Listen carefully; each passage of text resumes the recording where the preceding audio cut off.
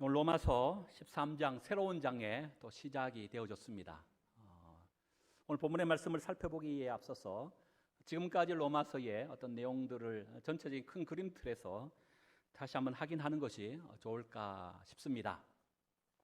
전체 로마서가 16장으로 되어 있습니다. 이 16장 크게 두 단락으로 나누어 본다면 1장부터 11장이 전반부고 12장부터 16장이 후반부입니다. 전반부 속에서 바울이 하는 주된 핵심의 메시지가 무엇입니까? 바로 죄악으로 인하여 영원히 죽을 수밖에 없는 우리 인간이 어떻게 하나님의 은혜로 구원을 받게 되어졌는가? 구원에 관하여 칭의와 믿음에 대하여 소개하고 있었습니다. 그리고 12장부터 16장까지 후반부의 내용은 이렇게 칭의와 믿음으로 구원함 받은 성도된 우리가 오늘 이 땅의 성화의 과정 속에서 어떻게 살아야 할 것인가? 삶에 대한 부분을 강조하고 있는 것을 우리가 함께 살펴보았지요. 그래서 바울은 로마서를 통해서 칭의와 믿음, 성화, 또 믿음과 행위는 따로 분리되거나 구분하여 볼 문제가 아니라 언제나 함께 봐야 하는 것이고 또 균형을 이뤄야 된다. 지금 이 얘기를 하고 있는 겁니다. 그 누가 성숙한 성도고 누가 건강한 성도냐? 신행일치. 바로 믿음과 행위가 일치되는 삶. 삶으로 그 믿음을 증거하는 자야말로 성숙한 그 손이다. 이런 지금 얘기를 로마서를 통해 우리에게 지금 말씀하고 있다는 겁니다. 그러면서 바울은 이 후반부 우리가 어떻게 살아가야 할 것인가 삶의 부분을 얘기하면서 가장 먼저 한 말이 뭡니까? 로마서 1장을 통하여 우리의 몸을 하나님이 기뻐하시는 거룩한 산제사에 제물로 드려라. 이것이 우리가 드릴 영적인 예배다라고 소개합니다. 그렇다면 우리의 이 삶으로 드려지는 영적인 예배, 그게 뭐냐? 구체적으로 두 가지를 제시했습니다. 첫 번째는 이 세대를 본받지 말아라. 두 번째는요, 하나님이 선하시고 기뻐하시고 온전한 뜻이 무엇인가 분별하는 삶을 살아야 한다. 이 두 가지를 제시했죠. 그러니까 이 세대를 본받지 않고 영적으로 분별된 삶을 사는 것, 그게 뭐냐? 또 구체적으로 네 가지를 세부했습니다. 첫 번째는요, 첫 번째가 다른 것이 아니라 교만하지 말고 겸손해야 된다. 지금 이 말씀을 하셨죠. 두 번째는요, 공동체 의식, 지체 의식을 가져야 한다. 세 번째는요, 받은 은사대로 온전히 섬겨라. 네 번째 나가요. 지난주 우리가 함께 살펴보았던 모든 사람과 더불어 화목하여야 한다. 이 말씀 우리가 지금까지 받았습니다. 그리고 오늘 새로운 장 13장인데요. 오늘 13장도 마찬가지입니다. 11장의 내용의 연속성상에서 13장이 계속되고 있습니다. 곧 우리의 이 몸을 하나님이 기뻐하시는 거룩한 산제사의 제물로 드리는 영적 예배자가 되어야 되는데 오늘 우리는 어떤 영적 예배자가 되어야 되느냐? 특별히 정치적인 영역 속에서 우리는 어떻게 살아야 할 것인가에 대하여 구체적인 말씀을 하고 있는 것이 오늘 본문입니다. 여러분, 우리는 예수 그리스도를 믿는 그 순간에 두 나라의 시민권자가 됩니다. 하나는 우리가 지금 살고 있는 대한민국이라고 하는 시민권을 가지고 사는 것이죠. 또 하나는요, 예수 믿는 그 순간에 우리 하나님의 나라 천국의 시민권자가 이미 된 줄로 믿습니다. 시민권자가 되어졌다라는 의미는 이런 것이 있죠. 바로 그 나라의 통치와 다스림을 받는다는 의미입니다. 곧 하늘의 천국의 시민권자가 되어졌다는 것은 우리는 이제 하나님의 통치와 다스림을 받는 자가 되어졌다라는 의미가 그 속에 있는 겁니다. 그러나 여전히 우리는 이 땅에 몸을 입고 있기 때문에 우리는 대한민국의 시민권자입니다. 곧 이 말은 여전히 우리는 대한민국의 통치와 다스림을 받을 수밖에 없는 상황 속에 놓여져 있다는 거예요. 그래서 오늘 바울은 우리가 하늘의 시민권자로서 하나님의 통치와 다스림을 받아야 됨에도 불구하고 그러나 여전히 우리 이 땅에 있기 때문에 그러면 이 땅의 통치와 다스림을 하게 하는 바로 그 권세자들, 그 세상의 권력자들에 대하여 성도된 우리가 어떤 자세, 어떤 마음을 가져야 하는가를 오늘 본문을 통해서 우리는 발견해 볼 수 있다는 겁니다. 그래서 결론적으로 말씀드리면 한번 따라 하십시다. 권세들에게 복종하라. 권세들에게 복종하라. 1절에 그렇게 나오고 있죠. 그러면 여기 권세들이 누굽니까? 1절의 시작을 각 사람 위에 있는 이들이라고 얘기합니다. 그리고 이들 3절에 보면 다스리는 자들이라고 소개하고 있습니다.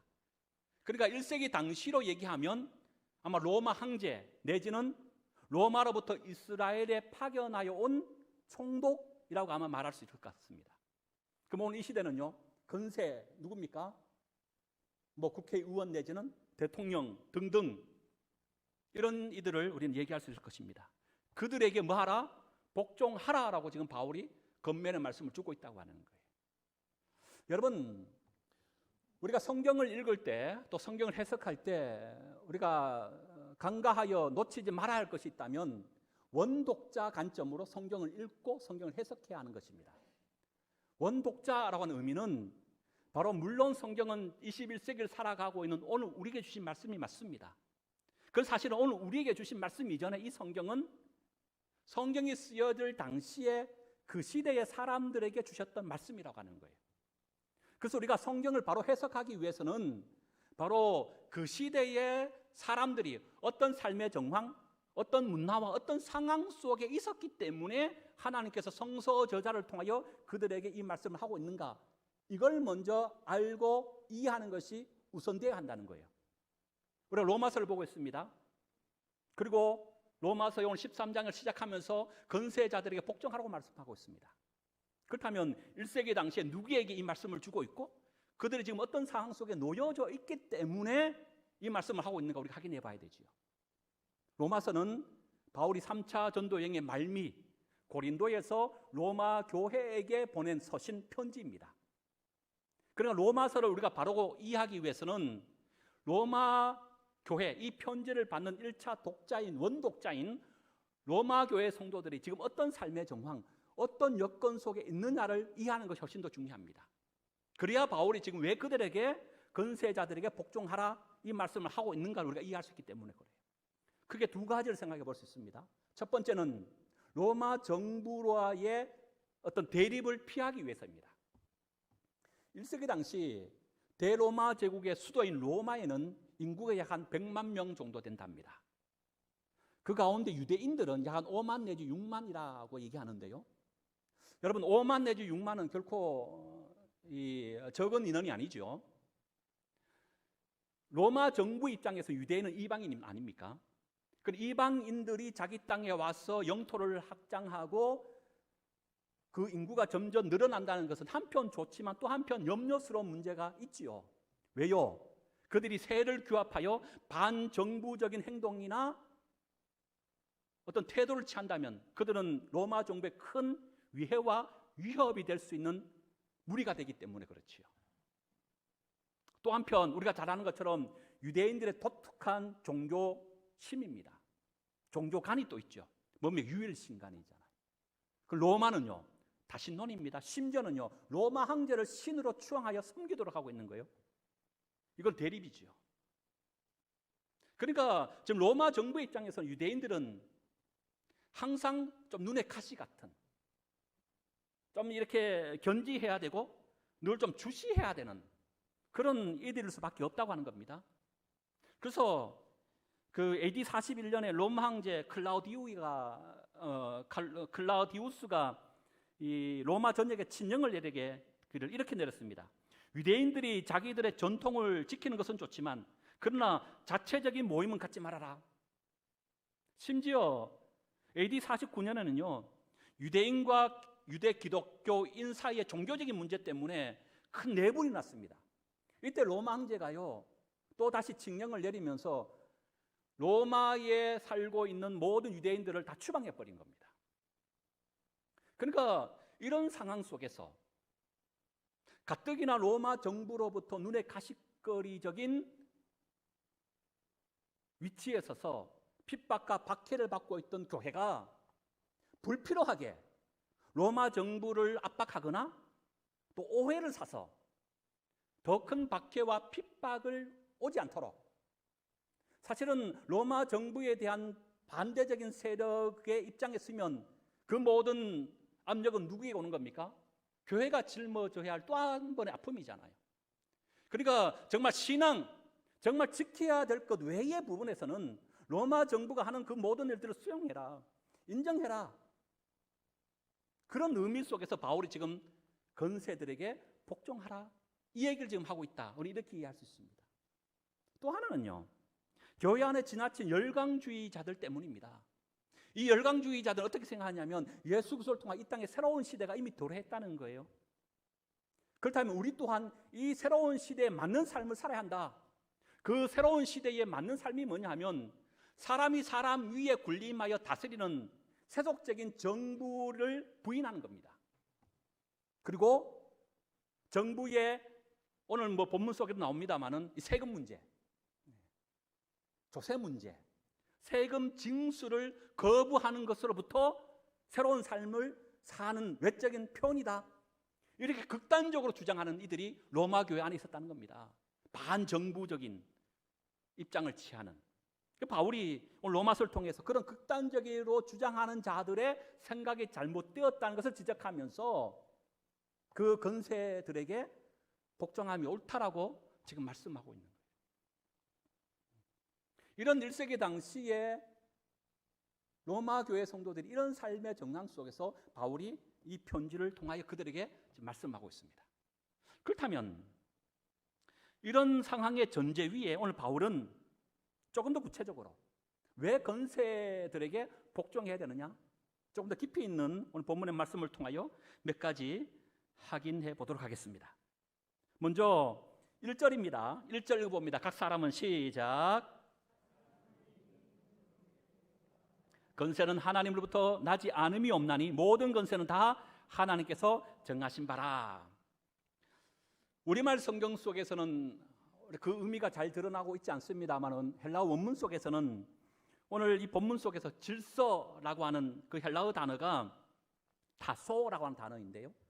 이 타소라고 하는 질서라고 하는 단어가 오늘 본문 속에 많이 나타나고 있다는 걸 발견하게 됩니다. 예를 들면 오늘 당장 1절에 복종하라, 그리고 1절 하반부에 정하신 바, 정하다, 이 단어가 다 질서라고 하는 단어이든지 아니면 질서라고 하는 단어로부터 파생된 단어라는 것을 우리가 발견해요. 뿐만 아닙니다. 2절에 보면 거슬이다, 또 명하다, 이런 단어 역시도 다 헬라어 원문적 의미로 보면 질서라고 하는 단어 속에서 파생된 단어들이라는 것을 우리는 알 수가 있습니다. 그럼 무슨 얘기입니까? 세상의 권세들에게 복종하는 것은 바로 하나님의 질서라는 거예요. 하나님의 창조 질서의 한 영역, 한 일부가 뭐라고요? 그것이 바로 권세자들에게 복종하는 것이다 라고 지금 말하고 있다는 겁니다. 여러분, 하나님께서 이 세상을 며칠 만에 창조하셨죠? 창세기에 보면 6일 동안 창조하시고 마지막 7일째는 안식을 하셨지 않습니까? 그 6일 창조하시는 거예요. 그러니까 이 하나님의 6일 창조의 그 내용을 자세히 살펴보면요, 하나님이 얼마나 정교하게 또 아울러 하나님이 얼마나 질서 있게 창조를 하신지 몰라요. 6일 가운데 앞에 3일은요 공간을 만드시고 뒤에 3일은 공간 안에 들어갈 내용물을 창조하시는 그런 모습을 우리는 발견합니다. 첫 번째 날 뭘 만드셨습니까? 빛이 있으라. 빛을 창조하셨습니다. 그리고 짝을 이루는 넷째 날은요, 빛대는 해, 달, 별을 만드셨어요. 둘째 날은 궁창을 만드시죠. 그리고 궁창 위의 물과 궁창 아래의 물로 나뉘게 하셨습니다. 그리고 궁창을 하늘이라 칭하셨습니다. 그리고 짝이 되는 다섯째 날은요, 궁창 아래 물에 다니는 물고기를 만드셨어요. 궁창인 하늘에 있는 뭡니까? 새들을 만드셨다라고 말씀합니다. 그리고 셋째 날은 바로 이 땅과 또 바다를 만드셨죠. 그리고 아울러서 어떻게 마지막 여섯째 날은요, 땅 위에 거느린 각종 짐승 동물들 그리고 사람을 마지막 날 만드셨다라고 이렇게 되어 있습니다. 그러니까 창조의 그 모든 과정 속에 보면요, 하나님이 그냥 주먹구구식으로 아니면 우연적인 생각나는 바대로 만드신 것이 아닌 것 같아요. 하나님은 얼마나 정교하시고 질서가 있으신지 몰라요. 그 하나님은 성경에 다르게 어떻게 표현합니까? 하나님은 질서의 하나님이시다라고 말씀하고 있더라고요. 근데 제가 뭡니까? 제가 얼마나 무섭냐 하면요, 하나님의 이런 창조 질서를 파괴하는 것이 죄라고 하는 거예요. 그 구체적인 예를 어디서 발견합니까? 노아의 홍수 사태. 그 시대가 얼마나 죄가 간영했던지 하나님께서 이 땅 가운데 인간 만드신 것을 후회하실 만큼 죄가 땅 가운데 편만하여 하나님이 그렇게 말씀하셨더라고요. 그 홍수로 이제 이 세상을 심판하시는데 그 홍수의 심판의 과정을 성경이 이렇게 우리 가운데 소개합니다. 창세기 7장 11절입니다. 노아가 600세 되던 해 둘째 달에 곧 그 달에 11의 날이라. 그날에 큰 기쁨의 샘들이 터지며 하늘의 창문들이 열려 40주야를 비가 땅에 쏟아졌더라. 여러분, 홍수의 사건이 어떻게 되고 있다고요? 큰 기쁨의 샘들이 땅에서 터져 나오는 겁니다. 그리고 하늘에는요, 하늘의 창문이 열려서 하늘에 있는 물들이 쏟아져 내리는 거예요. 땅 아래에 있던 물들이 땅 위로 쏟아 올라오고, 하늘 위에 있던 물들이, 하늘 물이 열려서 위에 있는 물들이 아래로 쏟아져 나와서 물이 합쳐지는 겁니다. 이게 뭐라고요? 홍수 사건이라는 거예요. 우리는 여기서 뭘 발견합니까? 하나님께서 둘째 날 창조하셨던 궁창 위의 물과 궁창 아래의 물로 나뉘어진 것이 하나님의 창조 질서 아닙니까? 그런데 제가 얼마나 무섭냐 하면 바로 이 창조 질서가 깨지는 거예요. 궁창 아래에 있어야 될 물들이 궁창 위 지면으로 쏟고 올라옵니다.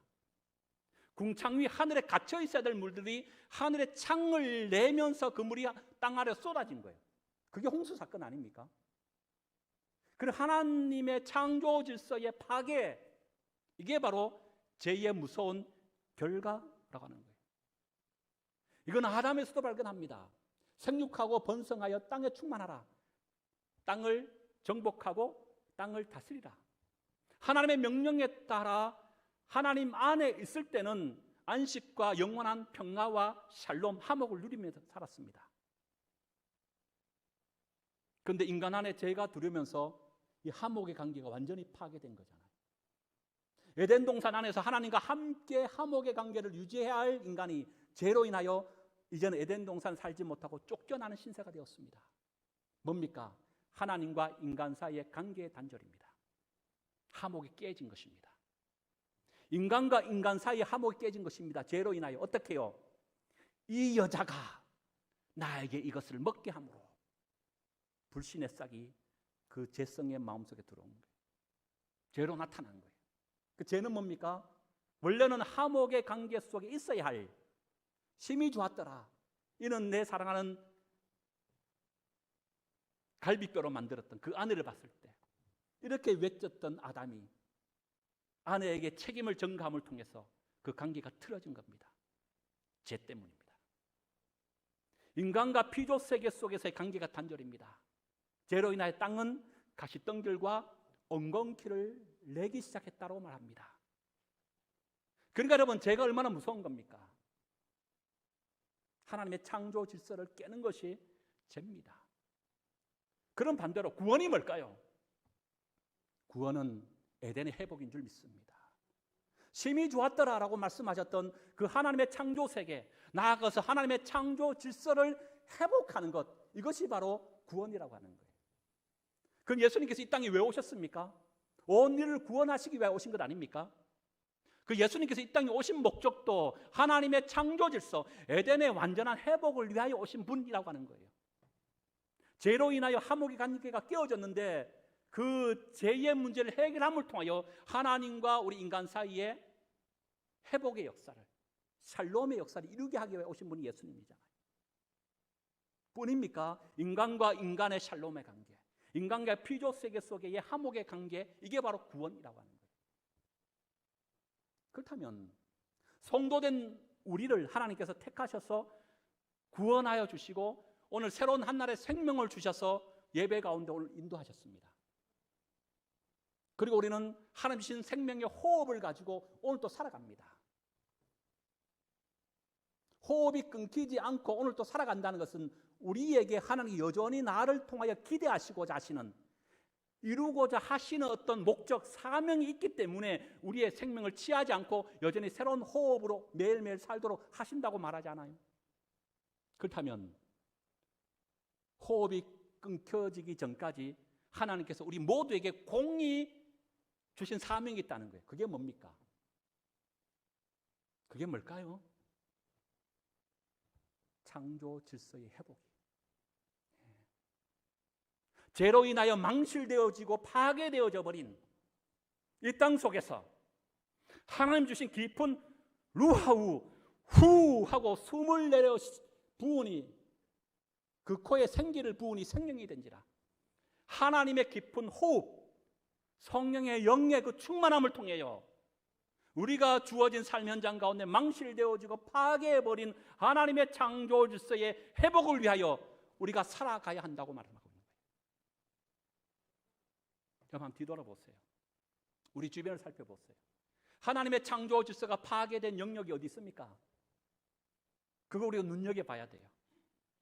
그리고 우리가 할 수 있는 범위 안에서 작은 것이라 할지라도 하나하나 실천을 통하여 하나님이 원래 창조하셨던 원래의 모습, 심히 좋았더라, 그 모습의 회복으로 우리가 앞장서고 헌신하고 여기 우리가 섬겨야 할 책임이 있다라는 것을 우리가 기억할 필요가 있다고 하는 거예요. 성경 속에 질서에 대한 부분들을 여러 많은 것을 소개하고 있는데요, 예를 들면 바울은 이렇게 얘기했죠. 남자와 여자의 질서를 말하면서 먼저는 하나님이고, 그리고 그리스도, 그리고 남자, 그리고 마지막 여자라고 말씀하고 있습니다. 부활의 문제에 있어도 마찬가지죠. 먼저는 부활의 첫 열매가 되신 예수 그리스도가 있고, 그 다음은요 그리스도 안에서 이미 죽었던 자들의 부활이 그 다음이 있고요, 그리고 마지막은요 살아있는 자들 중에 그리스도 안에서 믿음을 지키는 자들의 마지막 부활이 있을 것이다. 부활도 보면 순서에 따라서 질서에 따라서 일어난다고 말하고 있어요. 그러면 교회도 마찬가지지요. 머리 대신 예수 그리스도가 계시고 여기에 모든 성도들은 몸이요 몸의 각 지체라고 하는 것입니다. 이것이 뭐라고요? 창조 질서입니다. 교회의 머리가 누구라고요? 예수 그리스도라고요. 모든 성도는요 그의 몸이고 각 지체라고 하는 거예요. 그런데 교회의 머리가 예수 그리스도임에도 불구하고 교회의 머리가 예수 그리스도가 아니라 그 다른 누가 된다면 그건 창조 질서를 파괴한다고 하는 거예요. 지금 바울은 이런 창조 질서에다가 뭘 지금 적용시키고 있는 겁니까? 세상의 국가 권력을 그대로 적용시키고 있다고 하는 거예요. 이 말은 곧 이 세상의 정치 질서 역시 하나님이 만드신 창조 질서의 한 일부분이라고 하는 것을 지금 말씀하고 있는 겁니다. 그러니까 이것을 구조하면 이렇게 볼 수 있죠. 하나님이 계시고 하나님의 통치를 위임받은 건세자들이 계시고 건세자들 밑에 누가 있다는 겁니까? 다스림을 받는 국민들, 백성이 있다는 거예요. 이것이 뭐라고요? 하나님의 창조 질서라고 하는 겁니다. 그래서 바울은 건세자들에게 복종하라 이 말을 하는 것은요 단순히 세상의 건세자들에게 복종해야 된다라는 것을 넘어서서 건세자들 통하여 일하시는 하나님의 그 창조 질서, 창조 세계에 순응하라, 거기에 동참해야 된다, 이 말씀을 하고 있다고 하는 겁니다. 그럼 여기 중요한 것은 세상의 건세자들은 하나님으로부터 그 건세를 위임받은 통치자들이라고 하는 것을 우리 인정하고 또 우리가 받아들이는 것이 중요하죠. 특별히 여러분 1절을 보세요. 후반부의 중앙에 보면 건세는 하나님으로부터 나지 않음이 없나니 모든 건세는 다 하나님께서 정하신 바라. 건세자들은 누가 세웠다고요? 하나님이 세웠다고 말씀했잖아요. 세상의 통치자, 세상의 건세자들은 하나님이 정하신 바다, 하나님이 세우셨다는 거예요. 그래서 그들을 하나님 뭐라고 얘기합니까?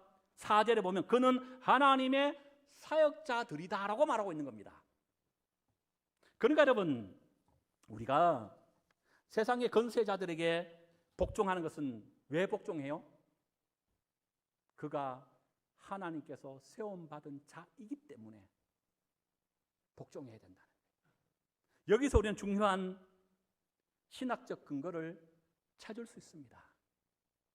하나님은 온 우주 만물을 창조하셨잖아요.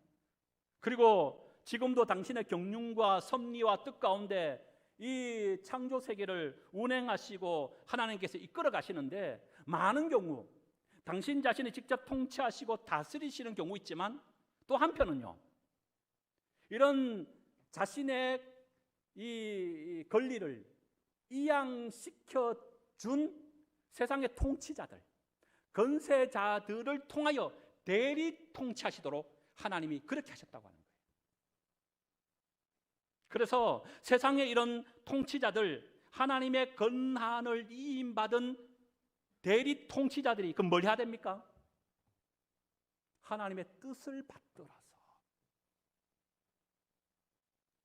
하나님의 질서 있게 혼돈과 무질서 속에 제약 가운데 망실되어져 버렸던 그 질서를 하나님이 주신 그 권력과 힘을 통하여 하나님의 창조 질서를 바로 세워가는 곳에 이들이 힘쓰고 애써야 한다는 거예요. 그래서 우리는 여기에 복종의 당위성을 발견합니다. 그들은 단순히 한 사람의 권력자를 넘어서서 하나님의 권한을 위임받은 하나님의 대리 통치자 이들이기 때문에 우리는 그들에게 복종을 해야 된다 지금 얘기하고 있는 겁니다. 그렇다면 반대로 그들에게 불복하는 것은요, 바로 그를 세우신 하나님의 주권에 불복하는 것이다 라고 지금 말하고 있는 거죠. 두 번째, 왜 우리가 세상 권세자들에게 복종이 됩니까? 현실적인 근거로서 권력의 순기능 때문이에요. 여러분, 하나님이 세상 권세를 세우셨다면 당연히 그 권력은 하나님의 뜻을 이루는 자들이 되어야 되는 것 아니겠습니까? 오늘 성경 속의 대표적인 행위로서 건성징악의 한 예를 소개하는데요, 오늘 로마서 13장 이 3절과 4절을 제가 쉬운 성경으로 읽어드리겠습니다. 의로운 일을 하는 사람에게는 통치자들이 두려움의 대상이 아니지만 악한 일을 행한 사람에게는 두려움의 대상입니다.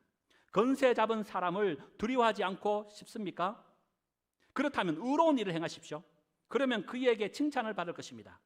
통치자는 여러분들의 유익을 주기 위해 일하시는 하나님의 일꾼입니다. 그러나 여러분이 악을 행한다면 두려워하십시오. 그가 공연히 칼을 차고 있는 것이 아닙니다. 그는 하나님의 일꾼으로서 악을 행하는 사람에게 벌을 내리시는 하나님의 진노를 집행하는 사람입니다. 그러므로 권세에 복종하십시오. 여러분, 세상 권세자들이 악한 자를 벌하고 선한 자에게 상을 줌을 통해서 세상이 악이 사라지고 선한 자리가 자리 잡을 수 있도록 이런 사회적인 정화, 순기능적인 역할을 하기 때문에 하나님은 오늘 세상 권세자들에게 뭐하라? 복종하라 라고 지금 말하고 있다는 거예요. 비록 여러분 완벽할 수 없겠지만 현재를 살아가는 그 소인들을 위해 최소한의 정의를 유지하는 선한 기능을 수행한 자들이 국가 권력자들이요, 그것이 법이기 때문에 우리는 법을 지키고 통치자들에게 복종해야 하는 이유가 여기 있다고 하는 겁니다. 지난주에 검찰청 국감이 있고 난 이후에 지금까지 해자되는 말이 있습니다. 부하가 내가 네 부하에 대한 논란이 계속되고 있는데요, 2013년 국감에서도 검찰총장이 한 유명한 말이 있더라고요. 나는 사람에게 충성하지 않는다. 지금 여러분 바울이 권세들에게 복종하라 지금 이 얘기하고 있습니다. 그렇다면 액면적으로 권세자들 그 사람에게 복종하라고 지금 말씀하고 있는 겁니까? 아니면 권세자들 통하여 이루어지는 그들의 통치 행위에 복종하라고 지금 말하고 있는 겁니까? 지금 뭘 얘기하고 있는 것 같아요? 두 가지 다일 수 있지만 사실은 권세자 그 사람에게 보다가는 권세자들을 통하여 행하는 그 통치 행위에 복종하라는 의미의 뉘앙스가 훨씬 더 강하다고 해석하는 것이 더 성경적인 것 같습니다.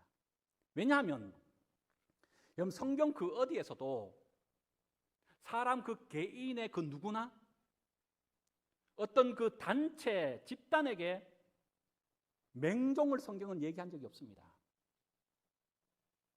도리어 성경은 뭘 얘기합니까? 그들에게 맹종하는 것은 우상 숭배로까지 규정하고 있는 것이 성경이 우리에게 가르치는 말씀이더라고요.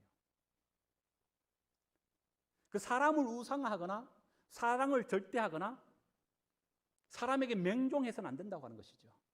이 사람은 날마다 변화무쌍한 우리와 똑같은 하나의 죄인이기 때문이라고 하는 거예요.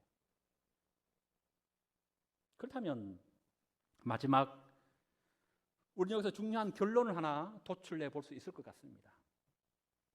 무조건적인 통치 권력자들에 대한 복종인가? Yes, no? 어떻게 생각하세요? 무조건적으로 복종해야 되는 겁니까? 요 복종이라는 것은 권력의 그 사람을 넘어서서 그가 행하는 통치 행위를 얘기합니다.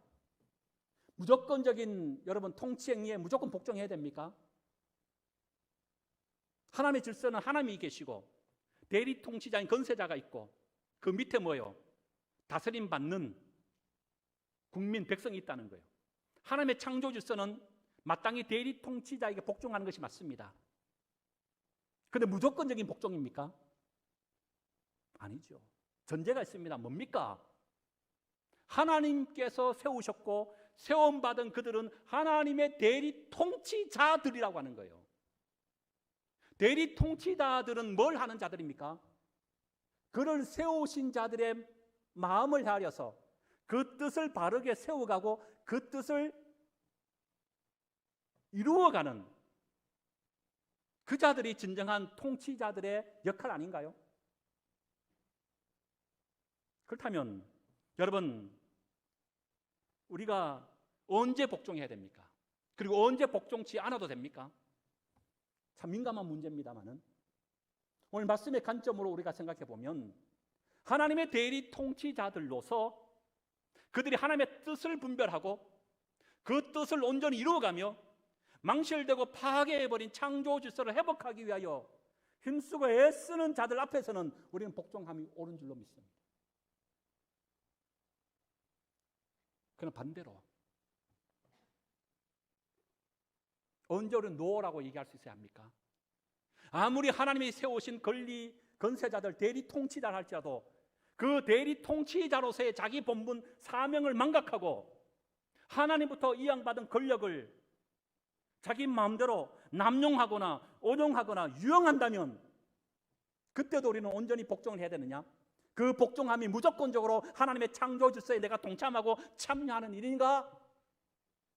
라고 하는 문제들은 우리가 깊이 있게 다시 한번 생각해 보아야 한다는 거예요.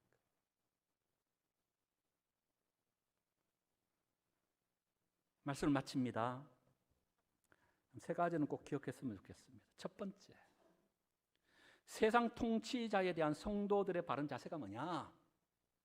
세상의 모든 통치자는 하나님께서 친히 세우신 하나님의 사역자요 하나님의 일꾼인 줄 알고 복종함이 옳다.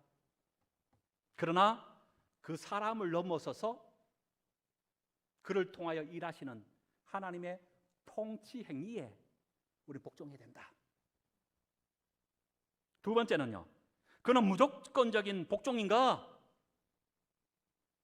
세상에 대한 하나님의 대리 통치자로서 그 역할과 사명을 망각하고 도리어 하나님의 창조 질서를 깨거나 파괴하는 일을 일삼는 그들과 그 정책 앞에서 우리는 언제든지 노라고 할 수 있어야 한다는 거예요.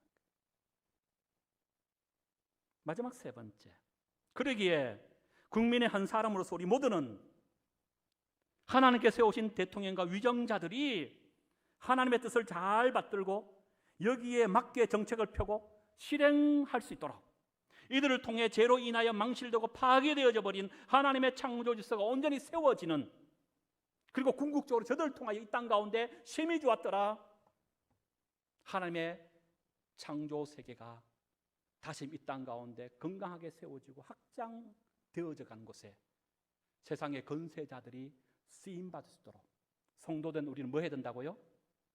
끊임없는 관심과 그들을 향하여 중보해야 한다는 거예요. 이게 또 한편 뭡니까? 성도된 우리의 나라 사랑의 한 모습 측면이라고 하는 거예요.